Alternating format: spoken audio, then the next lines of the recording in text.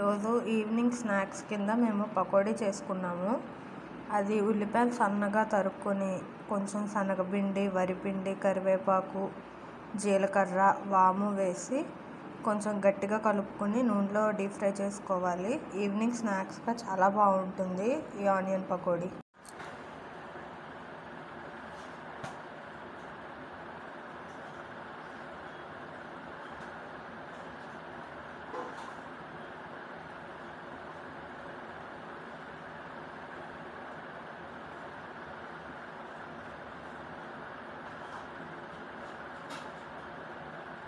ఈరోజు evening snacks కింద మేము పకోడీ చేసుకున్నాము.